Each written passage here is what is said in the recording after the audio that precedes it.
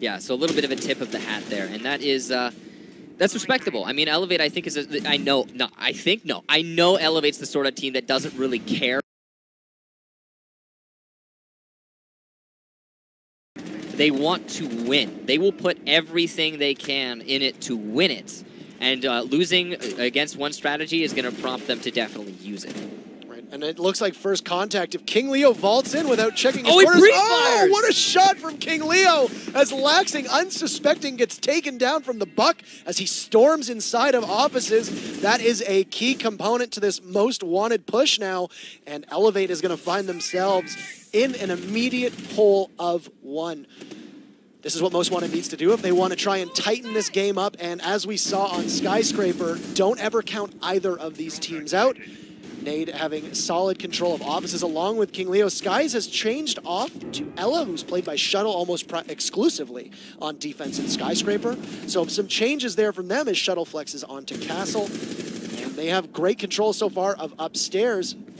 King Leo is just going to meet Shuttle, but Chala is going to see him, and it's a 5v3, and Most Wanted looking like a much different team in the first 2 rounds. Oh, another kill there from Chala. Now at 2 on 5, and this is Chala stepping up like he has in the past. He does eventually get fragged off, but it was a trade. We didn't even see it as we were spectating him. Chala's reactions are too fast to track, and now Sky's in a 1 versus 4. He is going to get the kill on Redeemer through the wall. That's a very good shot there. But it's not enough, I don't think. Wow, another one! Skies, you're insane! There's only 2 more for Skies to find, and if there's anyone put in a position to clutch it out for Elevate, it's gonna be Skies as he finds the 3rd! Now there's only 1 more, but he has dropped, which is going to allow Thinking Nade to pick up his teammate. Now if they take him together, there's a lot of potential for them to still win this round. Most Wanted can take it, but 50 bullets, we've talked about it before, on Ella's SMG is all that he really needs. And the fantastic aim that Skies has given us so far in this round might be all that it takes. 15 seconds left. Trippin makes his push in from the hallway inside of Customs. Ooh. Skies is going to get another on Trippin, and it's just Thinking Nade who's going to need to get the diffuser down. Will Skies be able to push him in time? The diffuser going off. Skies rushes in, and what a play by Skies!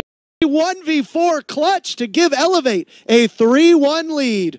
An absolutely fantastic round from Skies the Beast.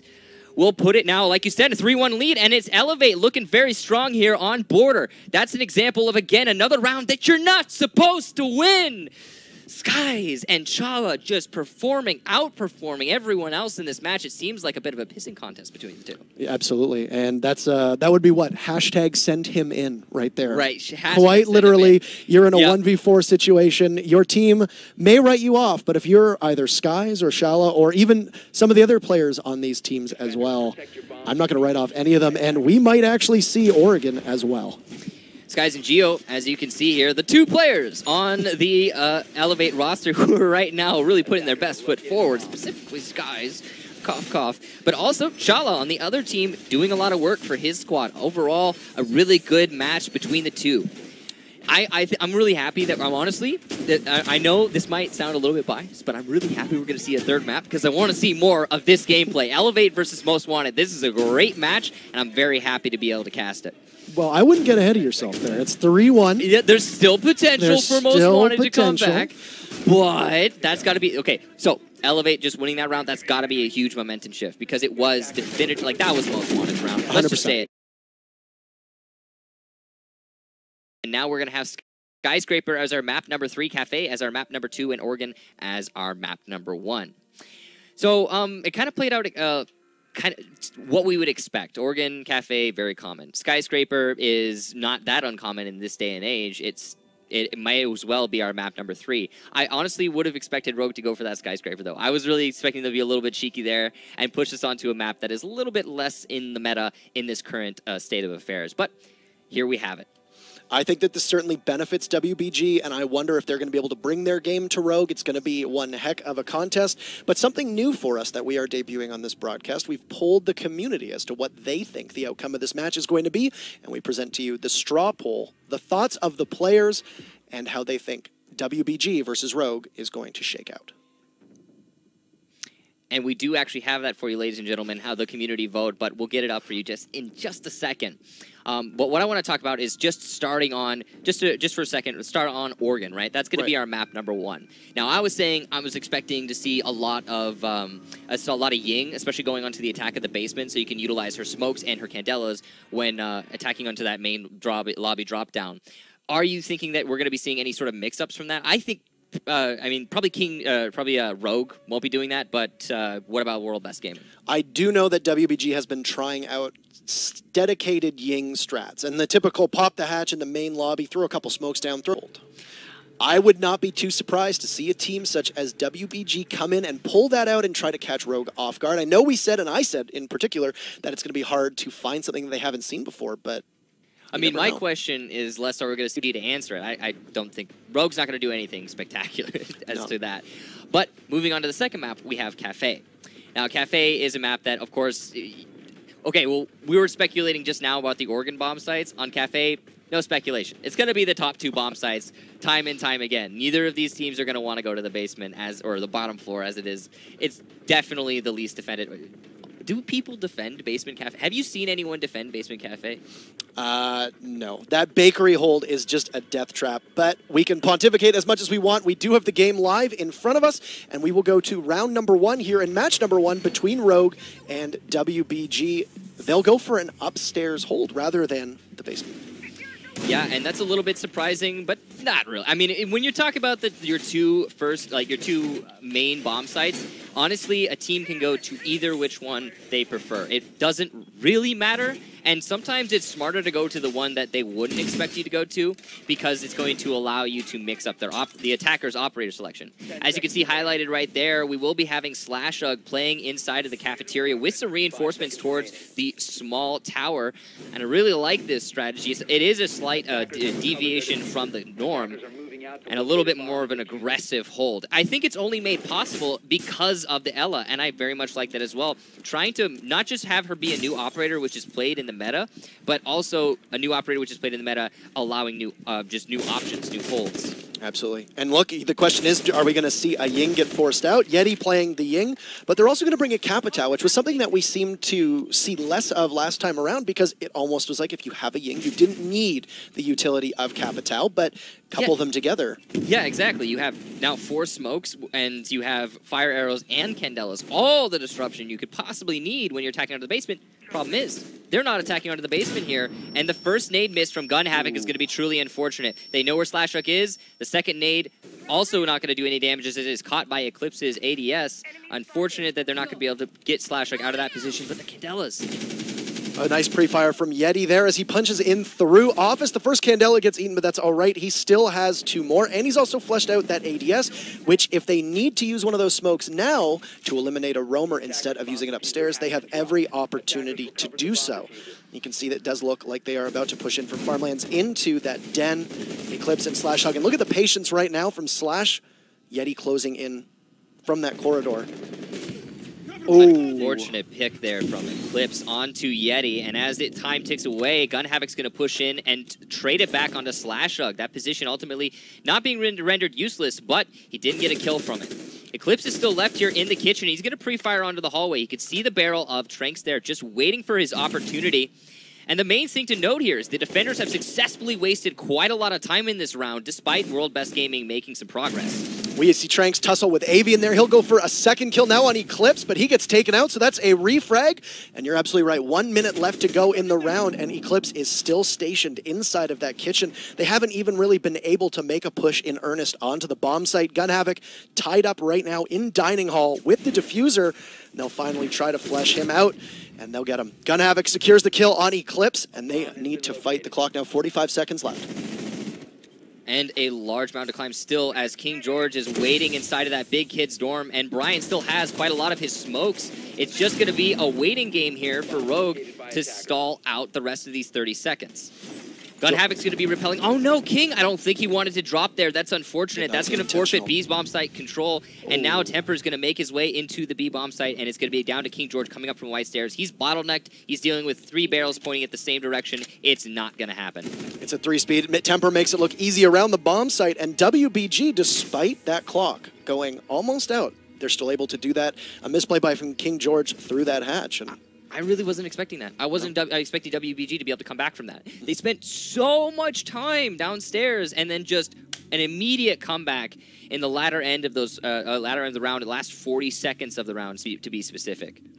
It was a good hold. It just unfortunately fell apart due to what I'm assuming is just a lack of awareness at what is below your feet. You know, they're not looking. Sometimes they'll blow that hatch, sometimes they won't. And the really important thing to note here, ladies and gentlemen, is that is the first round in favor of WBG. Now, of course, we said that already, but that's actually really big. I mean, you guys saw the community poll. It was like, what, 86% in favor of Rogue? It was pretty extreme in favor of Rogue. And that first round is a lot. I know it might not seem like much to you guys, but that sets the momentum in such a direction where you're thinking to yourself, okay, wow, we just lost against this team. We did not expect that, especially after how good the first couple seconds, well, first minutes of the round First went. 2 minutes even. Yeah, that's a lot of time to be on the up end and then like immediate shift downwards. And I think, you know, it does come down to, I think, a little bit that unintentional drop from King George. He could have very easily held inside the big kids, and I think it was just a little bit of a misposition by him. A tiny mistake. Although, you know, it could have been intentional. Arguably, it could have been intentional. I just think if he stayed there, held those windows, it would have been fine for Rogue. The reason why I don't think it wasn't an intentional play, one word, Brian. He got caught in a situation where, as the lone smoke and the lone operator on site, he had to examine 3 different ways for them to pierce that objective. And he got torn apart. He got torn apart. He tried to peek to block off one area with that remote gas grenade.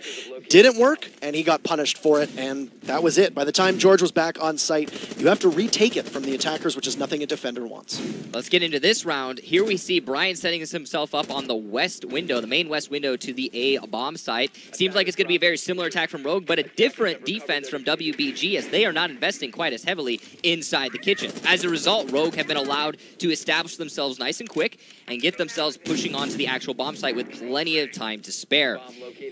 Eclipse going to be underneath the bomb site. He's going to use that buck underbarrel to open up underneath all of the anchors onside the bomb site and get any sort of line of sight that is possible. The white stairs, the top of the white stairs has already been opened up. That's very important. That's going to mean that the defenders have lost one of their most pivotal positions in this round. You can see that they were pressuring the smoke of Yeti quite hard as they invested a lot into drone him from below. Eclipse is able to punish Tranks as he just sat unaware of what lay beneath. 90 seconds in, and we see our first frag, and Yeti taking some damage too. I would say right now Rogue is looking very nice and in good position to take this round and even us up, but as we saw last time, anything can happen. Yeah, there's still plenty of roamers from WBG. They've got a lot of X factors to analyze here, in that they have only 1 player on the bomb site as of this moment. So many roamers, 1 over by the main lobby stair, 1 inside of the meeting hall, and I believe also 1 up inside towards Attic. That's going to be Gun Havoc right now on the outside of Attic. And then it's just down to the final anchor on the bomb site, Yeti, to hold against the impending doom that is Rogue's attack. And the one thing that you'll know about WBG if you have followed them is how aggressive and smothering their roam play is. You give them a lot of room to create these openings for their anchors. They don't even really need to be top fraggers if they're sitting on site, because when you've got guys like Temper and you've got Tranks patrolling, unless you can clean them out really quickly, and we see here 35 seconds and Yeti still is holding on to those smokes, it doesn't bode really well for the attackers if you're letting WBG have this much ground. 30 seconds as Temper gets some contact with Avian in Dining Hall. He sits inside of Meeting, and they just seem stalled out at the moment. The smoke is going to go down, and Eclipse is going to have to push up white stairs alongside Slashhog. Avian is going to kill Temper, and right now 5v3 in favor of Rogue. Slash is going to get down. Eclipse is able to finish off Gun Havoc there. They'll have to pick him off, but Dynasty comes from behind and takes Eclipse. They're going to have to get this bomb down with 4 seconds left. Avian will start to plant as it's just him and Brian upright. And Yeti, next to no health, knows the diffuser is going down. It's going to be awfully tough for him to get back on site with that sliver of health. 4 attackers left for him to go through. And patience is going to be absolutely key here. Great job for them to send off those Candelas, and Brian makes it easy. All it takes is 1 shot, and we are even at 1 apiece. A perfectly executed round there from Rogue, not overcommitting to hunting down those roamers, yet still containing them. An interesting little tidbit there. We found the only anchor to be the last one alive in the round for World Best Gaming. Quite a surprise. Yeti finding himself off the bomb site in the later ends of that round. Did not expect that to happen.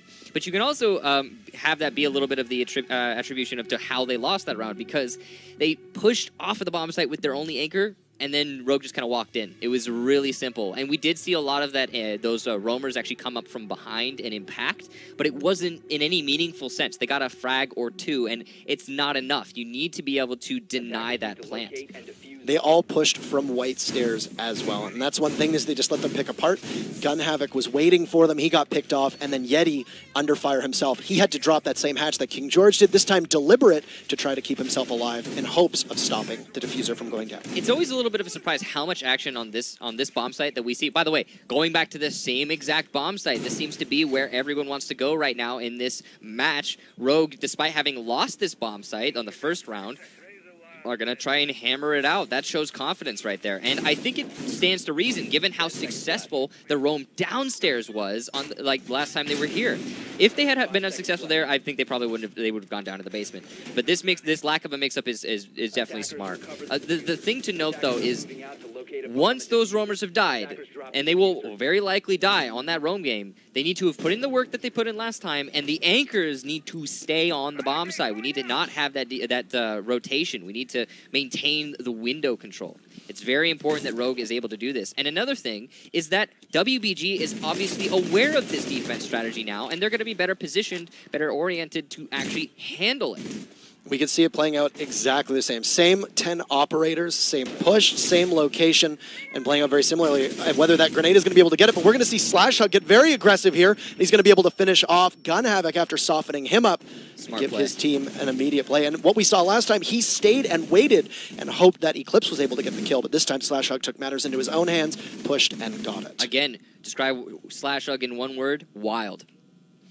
So as Yeti pushes his way down this main hallway, he's going to be working in tandem with Tranks to try and establish control, again, of this kitchen. Tranks has pushed his way into the laundry room, and he's got a lot on his shoulders as Avian is trying to challenge him from that showers. This is a bit of a standoff here between the two defenders and two attackers, but World Best Gaming is the one with the real pressure on right now as the time ticks away and the man advantage is still in favor of Rogue.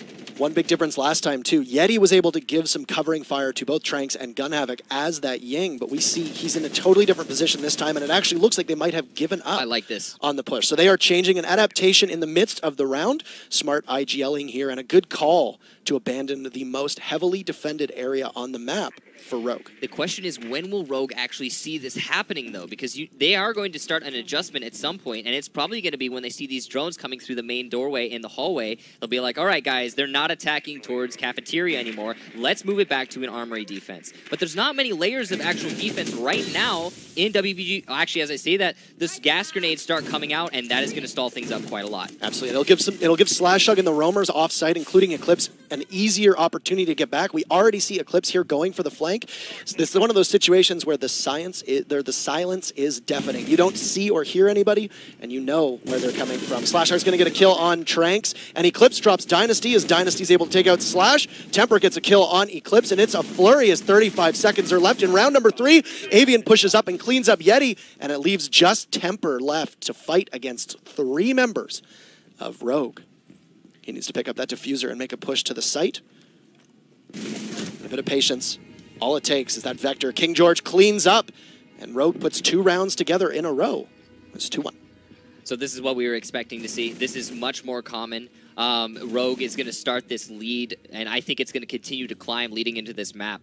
I have to say, I really like the call there from WBG to change to that Armory Master attack. It's so important that they made that, but it needed to be sooner. Honestly, as soon as they saw that it was a upstairs defense, I think that should have been the initial call, the initial strat is like, okay, guys, they're going to be invested so heavily in cafeteria. We struggled with that hold last time. We need to take time outside of this match to analyze it and figure out how to deal with that.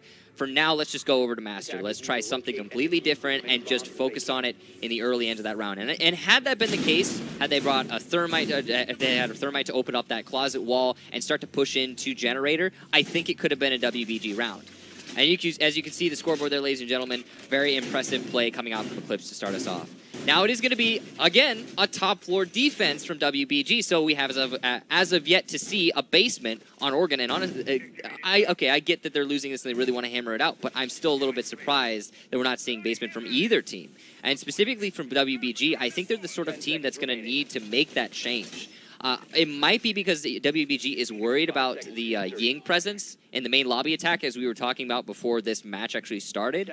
And that stands to reason, but as we heard from Rogue, they're not really interested in forcing that meta. They might just, but they're not. It's not something like they're really terribly like prioritizing.